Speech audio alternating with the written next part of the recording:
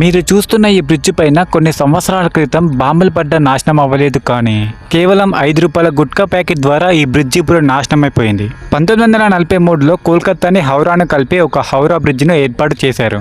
ఈ బ్రిడ్జ్ ప్రపంచంలోనే ఒక పొడవైన క్యాంటిలివర్ బ్రిడ్జ్గా ఒక మంచి పేరుంది. రెండో ప్రపంచ యుద్ధ సమయంలో జపనీస్కి సంబంధించిన ఎన్నో బాంబులు ఈ బ్రిడ్జ్పై పడ్డా కూడా ఏమీ డ్యామేజ్ కాలేదు.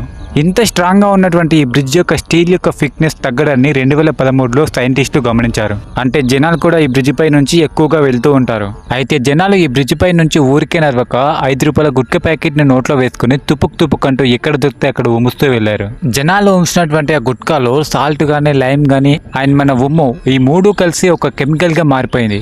ఈ కెమికల్ ఒక యాసిడ్ లా తయారయ్యి అదే స్టీల్ ని వీక్ అవ్వడం చేసింది. అది కొద్దిగా విరిగిపోవడం స్టార్ట్ చేసింది. సో దీంతో అక్కడ ఆల్టర్నేట్ గా ఏం చేశారంటే ఈ బ్రిడ్జ్ యొక్క స్టీల్ ఫైబర్ మీద ఒక గ్లాస్ లాంటిది ఏర్పాటు చేశారు. సో బయటకు ఉమ్మేసిన గుట్కాలోనే ఎంత పవర్ ఉంటే అది మన కడుపులోకి వెళ్తే ఇంకెంత పవర్ ఉంటుందో. ఈ వీడియోని వీలైనంత వరకు అందరికీ షేర్ చేయండి అండ్ లైక్ అండ్ సబ్స్క్రైబ్ మర్చిపోకండి.